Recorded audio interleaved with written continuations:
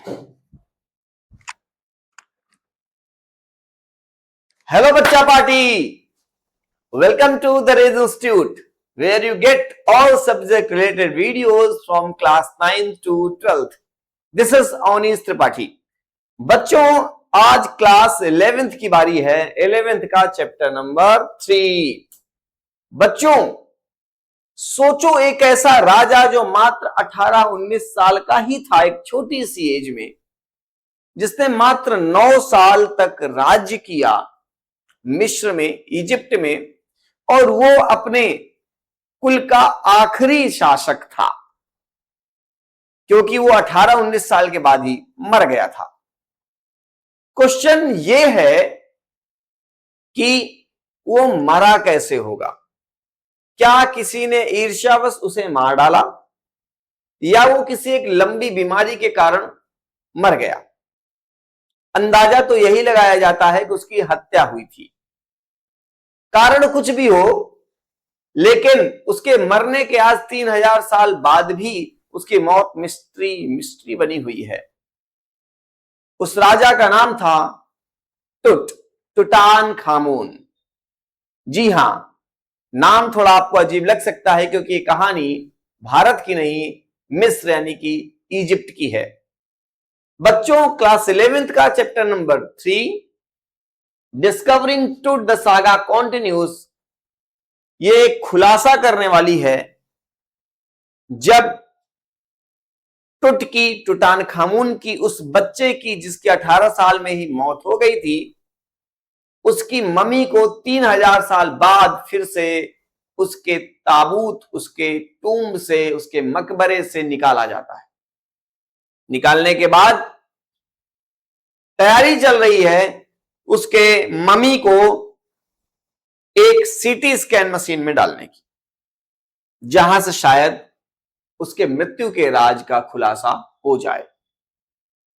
तो आज इसी चैप्टर की डिटेल समरी देखेंगे। ठीक है, कि आपके एग्जाम में कोई भी क्वेश्चन इस चैप्टर से आए वो बिल्कुल छूटे नहीं। इस चैप्टर को पढ़ने के बाद, इस समरी को पढ़ने के बाद, इस चैप्टर से पूछे जाने वाले एक एक क्वेश्चन का जवाब तुम्हारे दिमाग में होगा। तो ज्यादा समय नहीं लेते हैं और शुरू करते हैं आज की कार्यवाही। चैप्टर नंबर 3 डिस्कवरिंग टुट the saga continues, class 11th। ये देखिए, ये ममीज हैं। मैं आपको इस चैप्टर को शुरू करने के पहले थोड़ी सी जानकारी दे दूं। मिस्र में कुछ ऐसी अवधारणाएं, ऐसी मान्यताएं थी। देखो, हर जगह की अपनी अपनी मान्यताएं होती हैं। मिस्र में भी ऐसी मान्यता थी कि मौत के बाद कोई भी व्यक्ति मरता नहीं है, केवल उसके शरीर रस्ट करने लग जाती है, और यहां से जब उसकी आत्मा जाती है दूसरी जगह पर, ठीक है, तो हम जो जो सामान उसके अगल बगल रख देते हैं वही सामान उसको वहां मिलता है। हमने खाना, भोजन रख दिया तो वहां भोजन पाएगा वो। ठीक है, तो जितने अमीर लोग होते थे वो अपने पूर्वजों के मरने के बाद उनके डेड बॉडी के पास उतने ही व्यवस्थित सामान रखते थे, जिससे उनको वहां पर किसी चीज की कमी ना हो, आफ्टर लाइफ उनको कमी ना हो किसी चीज की। ऐसा मिस्र में सोचा जाता था और कहा जाता था कि ये अभी उठेंगे, अभी रेस्ट में है, इसलिए उनकी डेड बॉडी में एक लेप लगाया जाता था, किसी बहुत ऑर्गेनिक चीज का या कुछ भी केमिकल लगाया जाता था, और फिर उसके ऊपर पट्टी, व्हाइट कलर की पूरे शरीर में पट्टी बांध दी जाती थी। इसको हम मम्मी के नाम से जानते हैं। आपने पक्का सुना होगा, ठीक है ना, मम्मी। कुछ मूवीज भी इस मम्मी पे आई हुई हैं। तो मिस्र में एक राजा हुआ करता था, खानदानी राजा था, सबसे आखिरी राजा टुट नाम था उसका, पूरा नाम टुटानखामून था। ये बहुत ही छोटी एज में मर गया।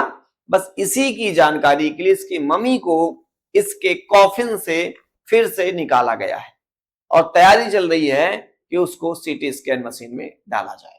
तो चलिए एक एक चीज डिस्कस करते हैं इस चैप्टर का, क्या क्या है इसमें। देखिए, सबसे पहले तो ऑथर के बारे में जान लीजिए। इस चैप्टर को लिखने वाले कोई और नहीं, A.R. विलियम्स हैं।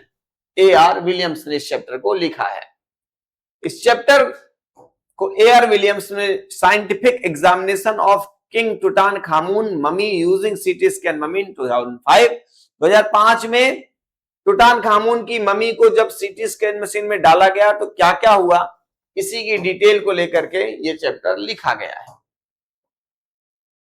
सबसे पहले समझ लेते हैं टुट था कौन। जैसे कि मैंने भी बताया, ये जो राजा टुट था इसका पूरा नाम था टूटानखामून, और ये एक बहुत ही यंग एज में अपने परिवार का क्या बन गया था, राजा बन गया था, ठीक है ना। और बहुत सारा इजिप्ट में उतनी समय जब ये राजा बना था, पॉलिटिकल और रिलीजियस बहुत सारे चेंजेस हुए थे, उन सब चीजों के बीच ये राजा बना।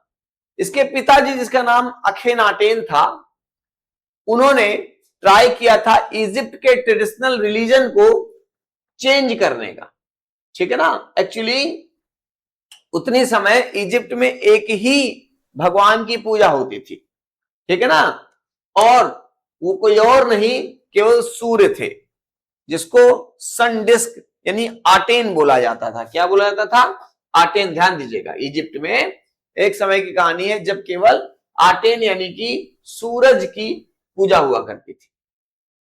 लेकिन जैसे टुट के पिताजी आए, वो एक ही सूर्य को पूजने की उन्होंने बात की, लेकिन उनकी डेथ के बाद टुट ने क्या किया, जितने भी ट्रेडिशनल देवी देवता हुआ करते थे उनको फिर से जिंदा करना शुरू कर दिया उन्होंने। यानी कि मंदिरें तोड़ दी गई थी, केवल ये हुआ कि वर्शिप होगी तो किसकी होगी, केवल सूरज की होगी। To restore the traditional worship of Amun, and his name was changed from Tutankhaten to Tutankhamun to reflect that restoration. टुट के पिताजी ने, जिनका नाम था टूटानखाटेन, खाटेन में आटेन आता है, आटेन बोला जाता है सूर्य को या सन डिस्क को। एक समय था इजिप्ट में जब टूटानखाटेन के पिताजी, अखेनाटेन नाम था उनका, अखेनाटेन, आटेन मतलब मैंने बता दिया सन डिस्क को बोलते हैं। तो एक समय जब इजिप्ट में अखेनाटेन यानी कि टुट के पिताजी का राज्य हुआ करता था, तो उन्होंने इजिप्ट में पूजे जाने वाली सारी की सारी मूर्तियों को, सारी देवी देवताओं को बिल्कुल क्षतिग्रस्त कर दिया था, तोड़ दिया था। और उनका मानना था कि इजिप्ट में केवल एक देवता पूजे जाएंगे, वो है आटेन यानी कि सन डिस्क यानी कि सूरज की उपासना होगी, बस केवल सूर्य को। लेकिन जब अखेनाटेन की डेथ हो जाती है तो इनके बाद जो उत्तराधिकारी बनता है उसका नाम था टूटानखाटेन। क्या नाम था? टूटानखाटेन। उसने अपने पिताजी के द्वारा तोड़ी गई उस सारी मंदिरों को, देवी देवताओं को रिस्टोर करवाना शुरू किया, ने फिर से बनवाना शुरू किया, सारी चीजें फिर से ठीक करनी शुरू की। और इस बार अमून की पूजा का इसने जोर दिया, जो ट्रेडिशनल वर्शिप हुआ करती थी, पहले अमून की पूजा हुआ करती थी, इसने फिर से अमून की पूजा को क्या किया, चालू करवाया। और इसीलिए इसका नाम टूटानखाटेन यानी आटेन से हो करके टूटानखामून हो गया। तो रिफ्लेक्ट दैट रेस्टोरेशन, जिससे वो सारे रिस्टोरेशन फिर से कर सके। अनफॉर्चुनेटली टुट died unexpectedly at around 18 or 19 years of age. लेकिन दुर्भाग्यवश इस टुट की मृत्यु हो जाती है जब ये मात्र 18 से 19 साल का ही था, leaving behind many unanswered questions। और इसकी मौत के पीछे बहुत सारे क्वेश्चंस उसी प्रकार पड़े रह जाते हैं, मिस्ट्री बन के।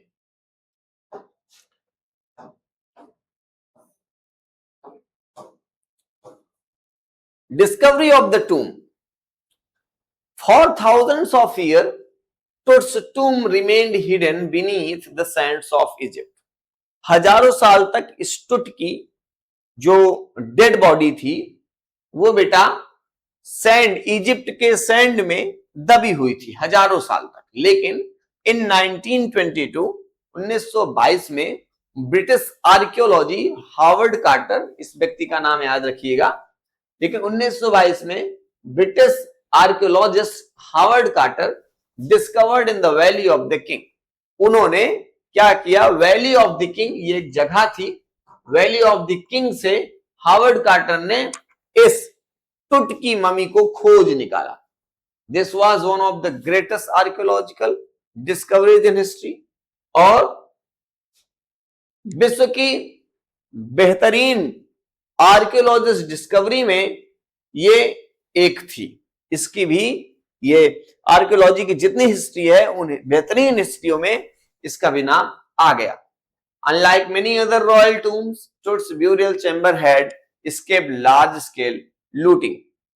जैसे और बहुत सारे रॉयल राजा महाराजा के टूम को लूट लिया जाता था, उसमें सोने चांदी लगे रहते थे, इसी प्रकार इसके साथ भी हुआ था।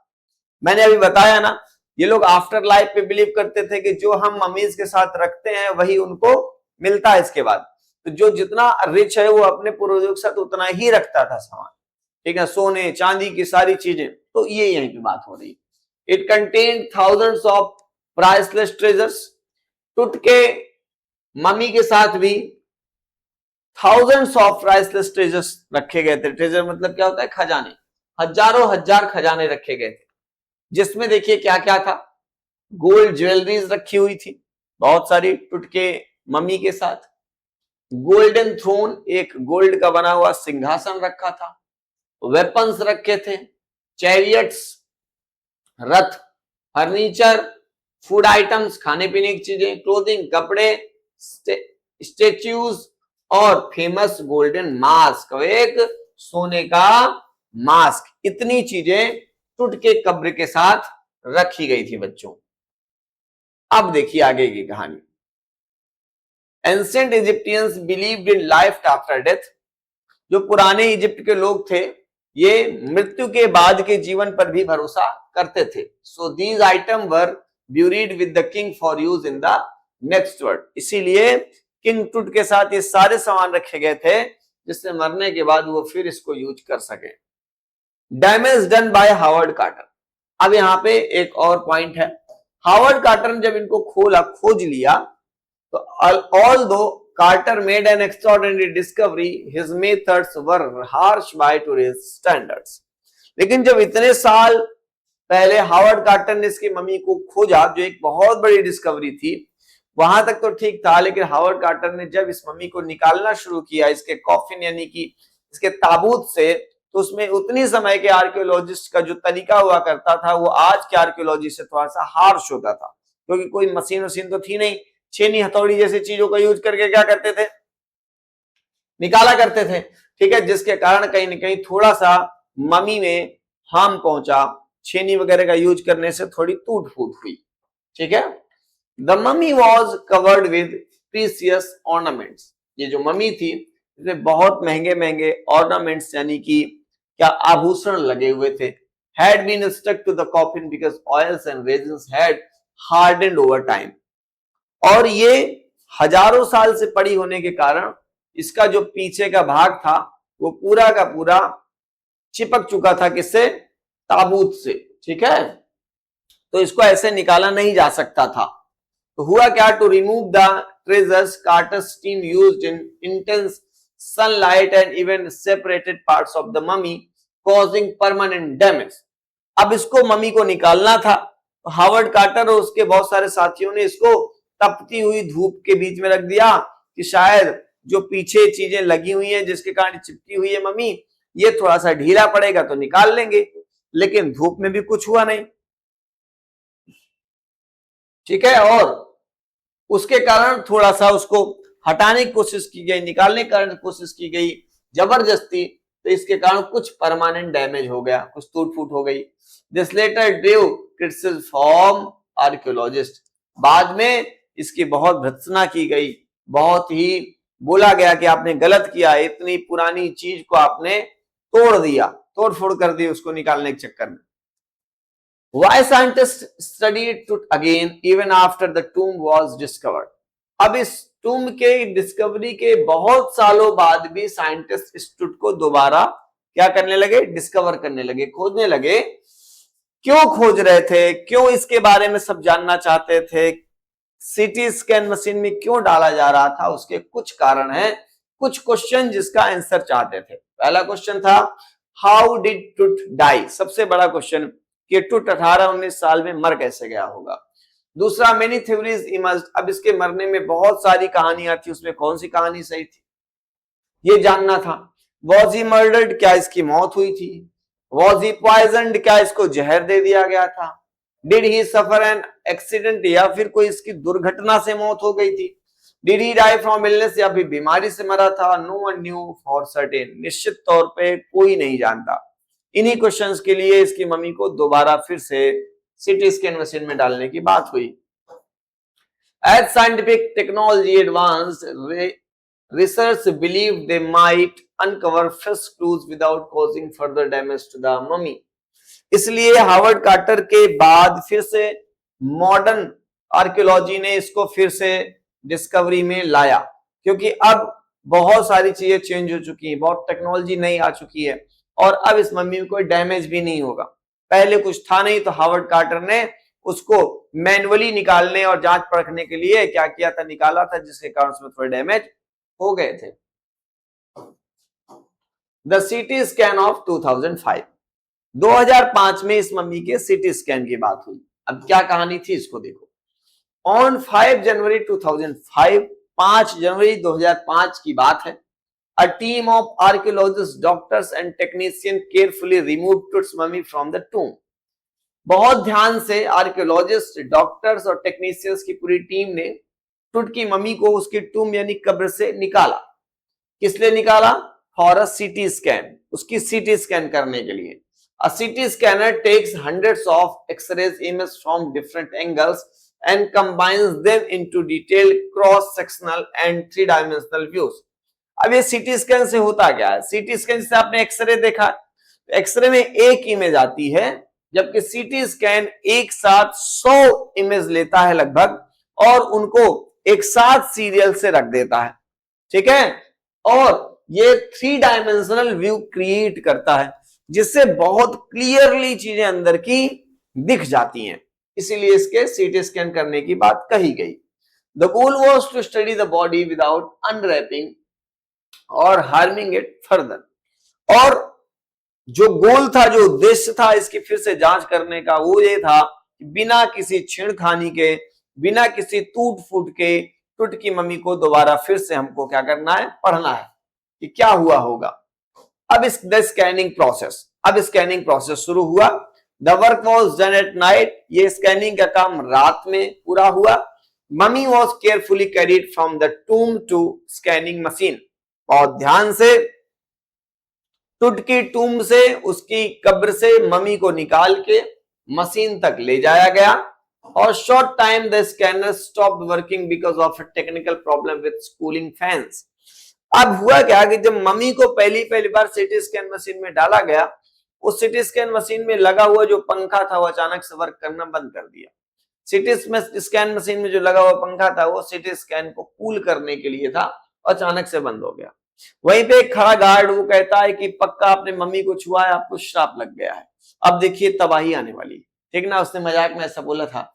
Some people jokingly link to its famous curse of pharaoh, बहुत लोगों ने तो इसको कर्स ऑफ पैरोह भी बोला। पैरोह का मतलब होता है राजा, किंग। किसी ने कहा कि ये राजा का पक्का कर्स लग गया, श्राप लग गया, इसलिए सीटी स्कैन मशीन का पंखा काम करना बंद कर दिया। But technician fixed the issue by replacing the fans and the scan continued. लेकिन टेक्नीशियन ने क्या किया, उस पंखे को निकाल करके उसकी जगह पर दूसरा पंखा लगा दिया और स्कैनिंग चालू कर दी।